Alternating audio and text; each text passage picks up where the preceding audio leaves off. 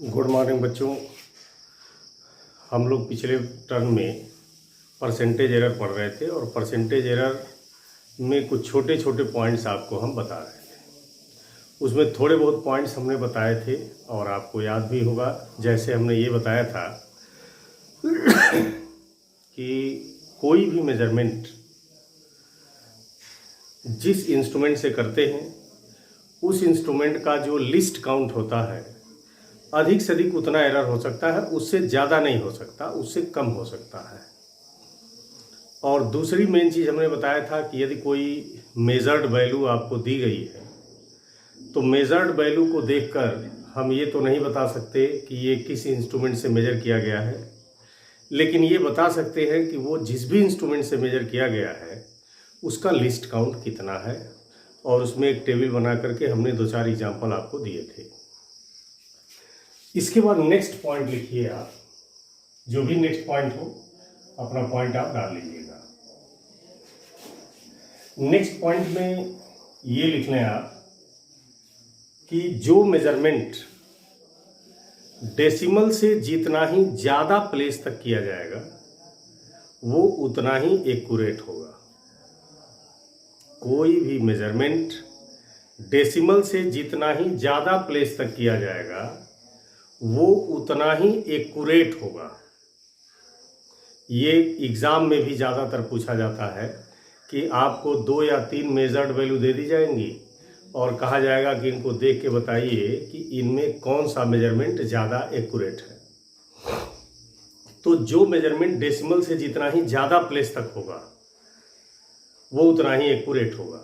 लेकिन कभी कभी होम एग्जामिनेशन में ये पूछ दिया जाता है कि आपको 2 या 3 मेजरमेंट दिया जाएगा, मेजर्ड वैल्यूज दी जाएंगी और कहा जाएगा कि इनमें से कौन सा सबसे ज़्यादा एक्यूरेट है और क्यों एक्यूरेट है, एक्सप्लेन कीजिए। तो कैसे आप एक्सप्लेन करेंगे कि कौन सा मेजरमेंट ज़्यादा एक्यूरेट है, उसको एग्जाम्पल से हम आपको बता रहे हैं। हाँ, इतना फिर एक बार ज़रूर याद रखिए कि जो मेजरमेंट डेसिमल से जितना ही ज़्यादा प्लेस तक होगा वो उतना ही एक्यूरेट होगा। जैसे एग्जाम्पल के तौर पर कि एक बॉडी की लेंथ मेजर की गई और आया 4.0 मीटर या 4.0 सेंटीमीटर। किसी बॉडी की लेंथ मेजर की गई और वो लेंथ आई 4.0 सेंटीमीटर। यही लेंथ दूसरे इंस्ट्रूमेंट से मेजर किया गया तो ये आया 4.00 सेंटीमीटर। यही मेजरमेंट तीसरे इंस्ट्रूमेंट से किया गया तो आ गया 4.000 सेंटीमीटर। यानी एक ही क्वांटिटी, एक ही बॉडी को 3 अलग अलग इंस्ट्रूमेंट से मेजर किया गया। पहले इंस्ट्रूमेंट से मेजर किया गया तो उस बॉडी की लेंथ आई 4.0 सेंटीमीटर। दूसरे इंस्ट्रूमेंट से मेजर किया गया तो बॉडी वैल्यू आई 4.00 सेंटीमीटर। तीसरे इंस्ट्रूमेंट से उसी बॉडी की लेंथ मेजर की गई तो 4.000 सेंटीमीटर। अब देखिए ये जो तीसरा मेजरमेंट है ये डेसिमल से ज़्यादा प्लेस तक किया गया है, या इसको मिलीमीटर कर दीजिए, millimetre.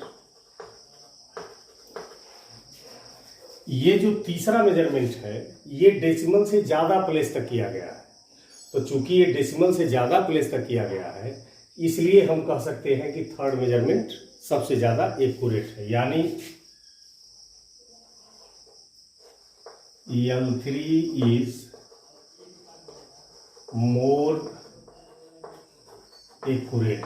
L3 is more accurate क्योंकि ये डेसिमल से ज़्यादा प्लेस तक किया गया इसलिए सबसे ज़्यादा एक्यूरेट मेजरमेंट है। अब ये कैसे ज़्यादा एक्यूरेट मेजरमेंट है इसको एक्सप्लेन कीजिए।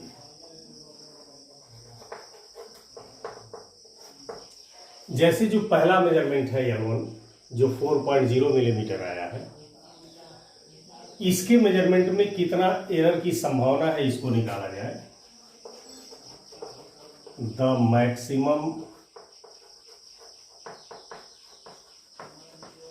Possible error in first measurement, the maximum possible error in first measurement. पहले मेजरमेंट में मैक्सिमम पॉसिबल एरर देखिए, तो मैक्सिमम पॉसिबल एरर निकालना हो क्या कीजिए कि ये जो मेजर्ड वैल्यू है 4.0 इसको ऊपर रख दीजिए, अरे सॉरी नीचे रख दीजिए, ठीक है। और ये मेजरमेंट जिस इंस्ट्रूमेंट से किया गया है उसका लिस्ट काउंट ऊपर रख दीजिए। तो यह चूंकि डेसिमल के एक प्लेस तक मेजर किया गया है, तो अभी इसके पहले ही वाले वीडियो में मैंने बताया है हम कि ये मेजरमेंट जिस इंस्ट्रूमेंट से किया गया उसका लिस्ट काउंट हो जाएगा 0.1 आई इंटू 100 कर दीजिए। जब भी किसी मेजर्ड वैल्यू में कितना संभावित त्रुटि है, कितना पॉसिबल एरर है निकालना हो, तो क्या कीजिए, जो मेजर्ड वैल्यू है उसको अपान के नीचे रख दीजिए। जैसे मेजर्ड वैल्यू है, ये मेजरमेंट जिस इंस्ट्रूमेंट से किया गया है उसका लिस्ट काउंट ऊपर रख दीजिए आई इंटू 100। अब ये आपका हो जाएगा 2.5%, यानी जो पहला मेजरमेंट है इसके मेजरमेंट में मैक्सिमम पॉसिबल एरर है 2.5%, और लेंथ को L1 से लिखेंगे तो इसमें होने वाले एरर को डेल्टा L1 से। हमने बताया किसी क्वांटिटी में जो एरर होता है उसको डेल्टा लगा के लिखते हैं। तो पहला मेजरमेंट L1 है तो इसमें होने वाला एरर डेल्टा L1। अब जो दूसरा मेजरमेंट है उसमें मैक्सिमम पॉसिबल एरर निकालिए। The maximum possible error in second measurement, ऐसे ही निकालिए। मेजर्ड वैल्यू है 4.00, यह जिस भी इंस्ट्रूमेंट से मेजर किया गया है, चूंकि डेसिमल के 2 प्लेस तक है इसलिए इसमें एरर, अरे इंस्ट्रूमेंट का लिस्ट काउंट इतना होगा आई इंटू 100। अब ये हो जाएगा 0.25%। इसी तरह से ये जो थर्ड मेजरमेंट है इसमें एरर निकालिए संभावित। The maximum possible error in third measurement, तो ये हो जाएगा 4.000, और चूंकि ये डेसिमल के 3 प्लेस तक है इसलिए इसमें इस इंस्ट्रूमेंट का लिस्ट काउंट हो जाएगा 0.001 इंटू 100, ये हो जाएगा 0.025%। अब आप यहाँ देख रहे हो कि ये जो पहला मेजरमेंट है इसमें एरर होने की संभावना 2.5 है। ये जो पहला मेजरमेंट है इसमें एरर होने की संभावना है 2.5%। दूसरा जो मेजरमेंट है इसमें एरर होने की संभावना है 0.25%, और तीसरा जो मेजरमेंट है इसमें एरर होने की संभावना है 0.025%। यानी इन तीनों मेजरमेंट में ये जो थर्ड मेजरमेंट है इसमें एरर की संभावना सबसे कम है, इसमें एरर की संभावना सबसे ज़्यादा है, इसमें मैक्सिमम पॉसिबल एरर उससे कम है, और इसमें मैक्सिमम पॉसिबल एरर सबसे कम है। यानी आप देख रहे हो कि ये जो थर्ड मेजरमेंट है इसमें मैक्सिमम पॉसिबल एरर सबसे कम है, यानी त्रुटि होने की, गलती होने की संभावना बहुत कम है। और आप जानते हो कि जिसमें एरर होने की संभावना सबसे कम हो वही एक्यूरेट है। तो चूंकि थर्ड मेजरमेंट में एरर की संभावना, एरर मैक्सिमम पॉसिबल एरर सबसे कम है, इसलिए थर्ड मेजरमेंट सबसे एक्यूरेट है। तो यहाँ आप लिख देंगे कि since maximum possible error in third measurement is very small, hence we can say that the third measurement is more accurate. तीसरा मेजरमेंट एक्यूरेट। तो इस तरह से छोटे भी सवाल आते हैं कि आपको 2-3 मेजरमेंट दे दिया जाएगा और पूछा जाएगा इसमें बताइए सबसे ज़्यादा एक्यूरेट कौन है। तो जो डेसिमल से ज़्यादा प्लेस तक हुआ होगा वह सबसे ज़्यादा एक्यूरेट माना जाएगा। और यदि इसको एक्सप्लेन करने के लिए, इसको प्रूफ करने के लिए कह दिया जाए कि नहीं, प्रूफ करके दिखाइए कि तीसरा मेजरमेंट ही सबसे ज़्यादा एक्यूरेट है, तो आप क्या कीजिए, जितने मेजर्ड वैल्यूज़ हैं उन सब में मैक्सिमम पॉसिबल एरर निकाल लीजिए जैसे हमने बताया है। तो सम में मैक्सिमम पॉसिबल एरर जब निकाल लेंगे तो उसमें जो सबसे कम एरर जिस मेजरमेंट में आएगा वही सबसे ज़्यादा एक्यूरेट है। इस तरह से आसानी से ये प्रूफ हो जाएगा।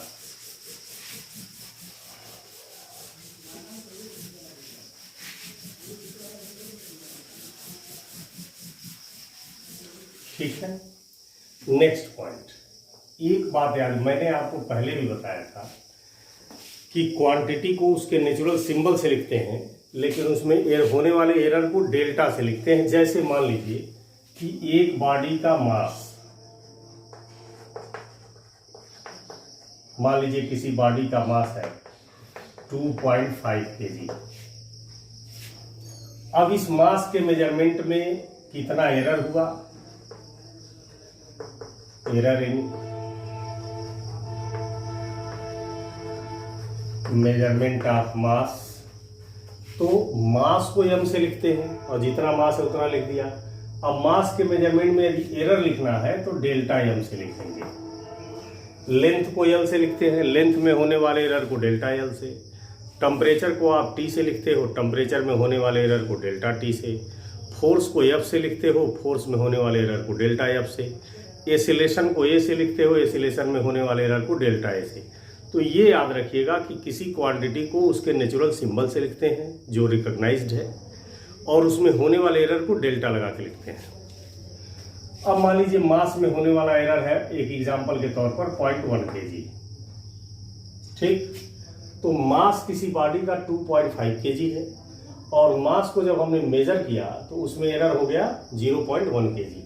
अब इसको लिखते कैसे हैं, लिखने का तरीका बता रहा हूं कि जैसे मास इतना है और मास के मेजरमेंट में एरर इतना है। अब इसको लिखने का तरीका क्या है कि mass is equal to, answer ऐसे ही लिखा जाता है, ब्रैकेट में पहले एक्चुअल वैल्यू 2.5, फिर प्लस माइनस जो एरर है ये लिखते हैं और यहाँ केजी लिख देते हैं। ये तरीका याद रखिएगा। इस तरह से क्वेश्चन भी आते हैं और आपको अपना आंसर भी देना है। इसलिए बात याद रखना कि किसी भी क्वांटिटी की वैल्यू लिखनी है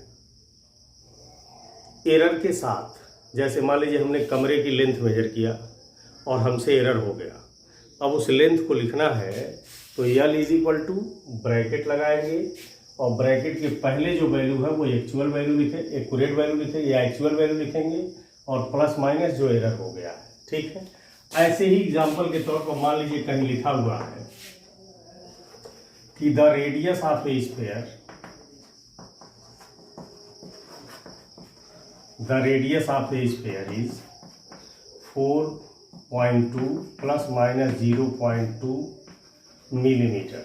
मान लीजिए ऐसे रेडियस लिखा हुआ है, तो यदि कहीं ऐसे लिखा हुआ है तो आप देख के समझ जाएंगे कि स्फीयर की एक्चुअल रेडियस है 4.2 मिलीमीटर और इस रेडियस के मेजरमेंट में हमसे इतने का एरर हो गया, यानी ये एक्चुअल वैल्यू है रेडियस की 4.2 मिलीमीटर और रेडियस में होने वाला एरर यानी डेल्टा आर हो जाएगा 0.2 मिलीमीटर। तो इस तरह से कहीं वैल्यू दी हुई हो तो आप देख के बता सकते हैं कि ये एक्चुअल वैल्यू है और ये होने वाला उसमें एरर है। और ये तरीका भी है कि किसी भी क्वांटिटी को रिप्रेजेंट करना हो तो हमेशा ब्रैकेट में पहले एक्चुअल वैल्यू और फिर एरर, ताकि ज़्यादा लफड़ा नहीं करना होता है। आप दोनों लिख दीजिए तो समझने वाला समझ जाएगा कि ये एक्चुअल वैल्यू है, ये एरर है।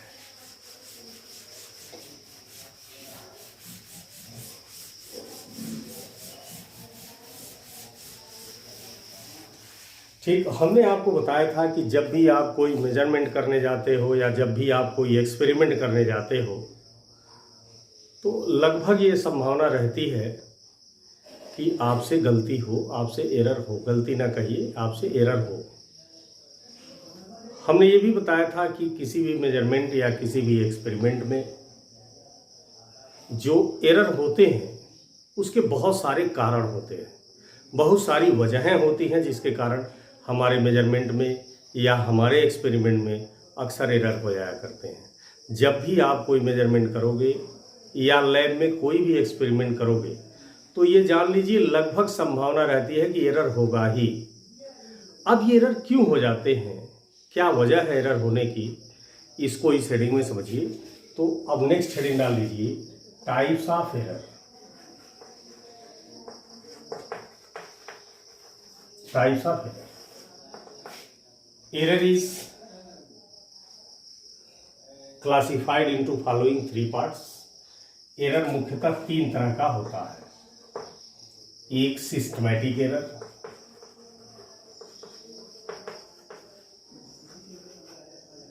दूसरा रैंडम एरर और तीसरा ग्रॉस एरर। ये 3 तरह के एरर मेनली होते हैं, सिस्टमैटिक एरर, रैंडम एरर और ग्रॉस एरर। अब उसमें पहली हेडिंग डाल लें सिस्टमैटिक एरर। पहले ये पढ़ा जाए फिर ये। तो यदि आपसे कोई पूछे कि एरर कितने टाइप का होता है तो मुख्य रूप से आप बता दीजिए कि एरर 3 तरह का होता है। एक सिस्टमैटिक एरर, एक रैंडम एरर और एक ग्रॉस एरर। 3 तरह का होता है। अब इन तीनों के बाद पहली हेडिंग पड़ेगी सिस्टमैटिक एरर। किस तरह के एरर को सिस्टमैटिक कहते हैं? हाँ, एक चीज़ और है कि आपको क्वेश्चन अक्सर दिए जाते हैं कंपटीशन में भी, होम एग्जाम में भी, तो उसमें आपको एक छोटी सी घटना दी जाएगी, कहानी दी जाएगी और आपको उस कहानी को पढ़ के ये पहचानना होता है कि इसमें कौन सा एरर है। इसलिए जितने भी एरर बताए जाते हैं उनको थियोरेटिकली ध्यान से समझिए, थियरी ही आता है इस पर, ठीक है ना। सिचुएशन देख के बताना होता है कि इसमें कौन सा एरर है। तो अब जैसे मान लीजिए पहला एरर है सिस्टमैटिक। आपसे पूछा जाए सिस्टमैटिक एरर क्या होता है तो आप बताएं कि वह एरर जिसका कारण पता हो। Those error which causes are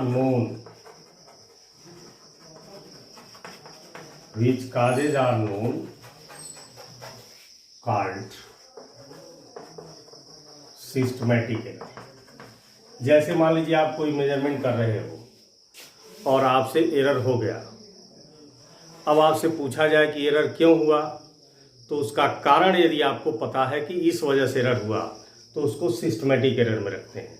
यानी ज़िंदगी में जब भी आप कोई मेजरमेंट या एक्सपेरिमेंट करिएगा और आपके मेजरमेंट या एक्सपेरिमेंट करते समय एरर हो गया और वह एरर क्यों हुआ, उसका कारण यदि आपको पता है तो समझ लीजिए कि वह एरर सिस्टमैटिक है। यानी वह एरर जिसका कारण पता हो उसको सिस्टमैटिक एरर में रखते हैं। सिस्टमैटिक एरर 4 पार्ट में डिवाइड किया गया है।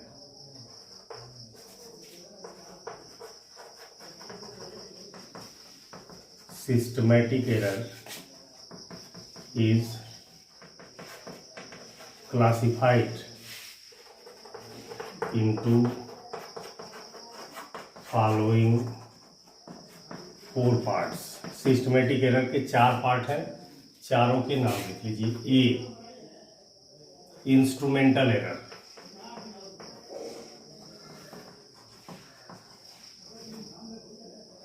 B, personal error, C, error due to imperfection,